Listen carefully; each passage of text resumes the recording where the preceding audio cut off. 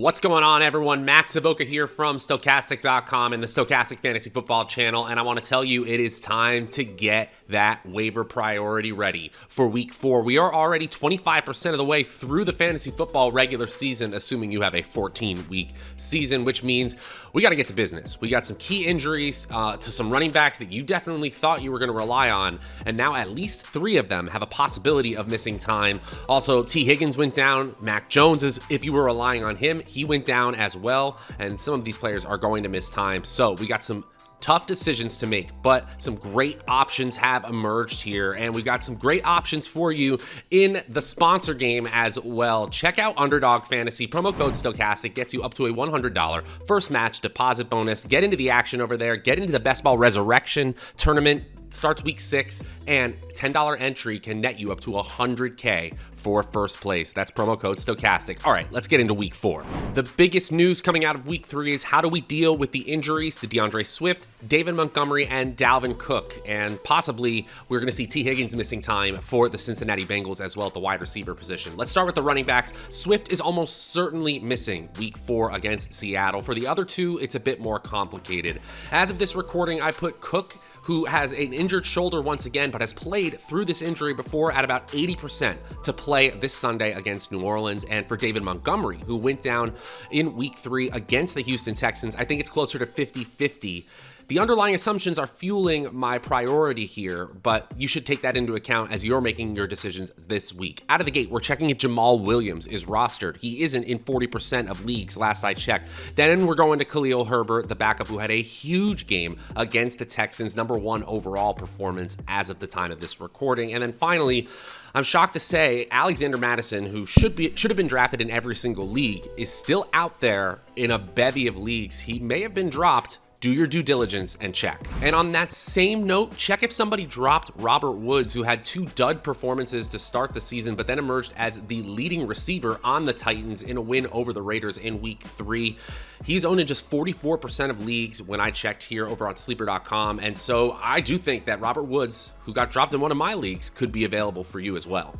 If you're looking for quarterback help, maybe you were relying on Mac Jones in, say, a super flex league or a deep 1 quarterback league, I think Geno Smith is your top option this week. He's only 15% rostered on sleeper.com. He's got 2 games this season in 3 tries with 17 plus fantasy points, and he's playing a Detroit defense that's bottom 5 in Football Outsiders defensive DVOA. They did play Minnesota tougher, the Detroit defense did, but still, Geno Smith has thrown 30 plus times in back-to-back games and topped 300 yards last week. There's some more ceiling than I even realized. I realized that the Atlanta defense is nothing special either. The matchup is too good, and he's probably available. Geno Smith is my top option if you lost Mac Jones. And of course, how about some rapid-fire streaming defenses? The Packers are playing the New England Patriots, who are likely going to roll out Brian Hoyer at quarterback. That's not going to work for them. The Packers should play their favorite kind of football all night long, rushing, short passing on offense, and forcing turnovers defensively. They will absolutely have a takeaway against Hoyer. It's going to be an easy smash for the Packers defense, who looks really strong this year to start the season. And I think you could also do worse than the Dallas Cowboys. Now, I am recording this just before the Cowboys are taking the field against the Giants. I reserve the right to take this away if they look absolutely atrocious against a subpar offense in the New York Giants, but they're playing another subpar offense in the Washington Commanders. I mean, unsurprisingly, Washington came back down to earth after looking a little bit better on paper than they really were after 2 weak opponents to start the season. And Dallas is a playoff contender too. They should smack the Washington Commanders just like the Philadelphia Eagles did, right? Hey guys, just want to tell you about our friends over at Underdog Fantasy. If you thought Best Ball Summer was over, well, it's still going on, because the Best Ball Resurrection tournament, which starts in week 6, goes to week 17, is one of the coolest ways to get into the best ball action. You just draft a team, win huge prizes, and a $10 entry in that Resurrection tournament could net you up to $100K. And we got an awesome offer for you. Promo code Stokastic gets you up to a $100 first match deposit bonus. They'll give you free money if you use promo code Stokastic and make that first deposit. They'll match it up to $100. That's STOKASTIC. Check out Underdog today. Moving right along to the nice-to-have players. The players I'm not spending more than a few dollars if you use Fab Budget, and players I'm certainly not spending my top waiver priority option on, but they are nice to have at the bottom of the bench, and just one thing going right could lead to them having a significant boost in value pretty soon here. We'll start with Samage Perine. Joe Mixon was another running back who got banged up in week 3 against the New York Jets. Perine had a kind of unimpressive stat line, 11 opportunities, 61 total yards, but he did find the end zone on a receiving score.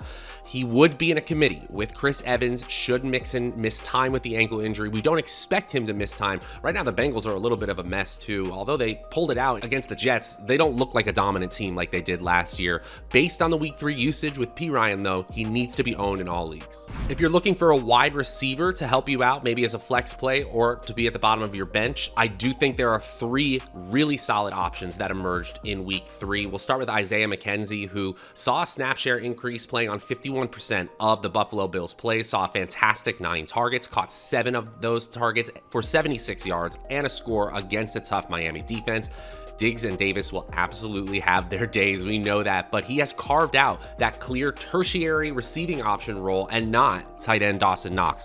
The Bills find themselves in yet another game with tons of shootout potential, playing the Baltimore Ravens in week 4. This is going to be an exciting matchup, and I want Isaiah McKenzie on my fantasy rosters. I also really like Greg Dortch. He's only rostered on 35% of leagues right now, and everybody but Dortch and Hollywood Brown are injured in Arizona. Hopkins is suspended, AJ Green is out, Andy Isabella is in but banged up, and they were giving meaningful snaps to players like Andre Baccellia, players I have not heard of. Dortch, meanwhile, has played on at least 70% of team snaps in every game this season and now has 9+ targets in 2 games. He turned 10 looks last week into 9 receptions and 80 yards, and here they're facing a Carolina defense that looks improved but just slightly above league average right now against the pass. So I expect this team to continue passing with Kyler Murray, and I expect Greg Dortch to soak up a ton more of these targets until they get closer to full strength. The volume is worth chasing at the moment, and I like him as a bench stash. And it's time to pick up Romeo Doubs. The preseason hype player for the Green Bay Packers now saw a 94% route participation rate in week 3 in the win against the Tampa Bay Buccaneers, a 23% target share, and played on 88% of snaps.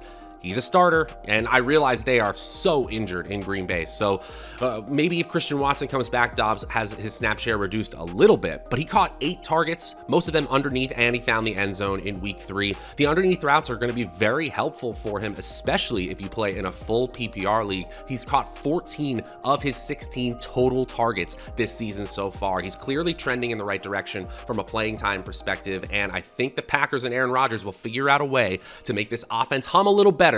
Romeo Doubs might be a big part of helping that out. Below that trio of wide receivers, I think you could look at Mack Hollins or Russel Gage, not making huge aggressive offers there because both players have very, very strong receiving options in front of them that will come back into the fray very quickly here. But Mack Hollins had an 8 reception for 158-yard stat line. That's unignorable against Tennessee. He now has 8+ looks in back-to-back weeks, averaging a very solid 12.6 yards per target. Even with Adams, Waller, and eventually Renfrow back into the fold, I think Mack Hollins is going to play a ton on this team. He's officially a what-the-heck flex every single week, especially if one of those big 3 in Las Vegas are injured. And then Russell Gage, he looked like he had a Julian Edelman type stat line this week in a furious comeback effort that fell short. Russell Gage had 12 catches on 13 targets for 87 yards and a score. And no, I don't think that Russell Gage is the Julian Edelman of this offense all of a sudden. But when Chris Godwin and Mike Evans are either injured or bottled up, and who knows what we're going to get out of Julio Jones at this point, the team needs to rely on a player like Gage, who finally stepped up in the opportunity department. I think we're going to get these players back. Evans certainly is going to be back. Julio Jones, the coaches say they're going to have him back, and Chris Godwin will be back from a hamstring injury. But Russell Gage's snap share is locked in, and his target share and ceiling opportunity is good enough on a week-to-week basis. I want him on my team. He's only rostered in 50% of leagues right now. And finally, for those in deeper leagues who need some deep stash options, check out Zay Jones. He's averaging 8 targets a game and has seen more than 9 looks in a game twice already. The Jacksonville offense looks much better than expected. They do have a tough matchup against a strong Philadelphia D in week 4, but I think Zay Jones is the clear number 2 behind Christian Kirk and is going to have spike weeks.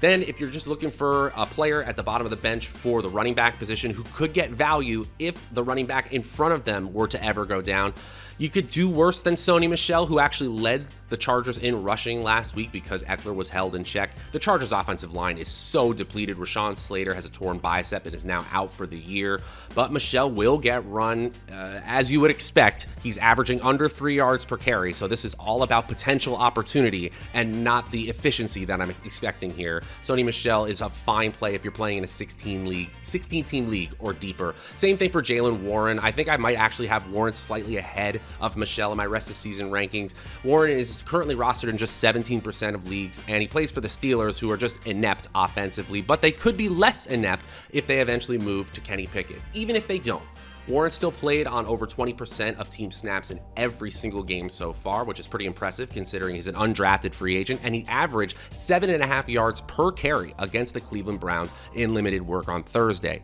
The real value, of course, is if Najee Harris were to ever miss time, and we know that Najee Harris is far from 100%. That Liz Frank injury and the foot injury he suffered in week 1 continuing to bother him. Jaylen Warren would be the top waiver wire ad of the week if that were to happen. So I want to get ahead of the pace. Take Jaylen Warren now and stick him at the bottom of my bench and make my league mates unhappy when they go to look for him that moment it eventually happens where you want to pick him up. And that's going to do it, guys. My top waiver wire options for week 4. We've got a ton of great players. I know the injuries can be tough this time of year, but stay the course, stay strong, keep those trade lines of communication open, and of course, you can hit us up at the Stokastic Fantasy Football channel. My name is Matt Savoca. You can hit me up at Draftaholic as well, and hit our friends at Underdog Fantasy up. Take advantage of that awesome offer. Promo code Stokastic gets you up to a $100 first match deposit bonus. We got so much more coverage all fantasy football season long over at the Stokastic Fantasy Football channel. Until next time,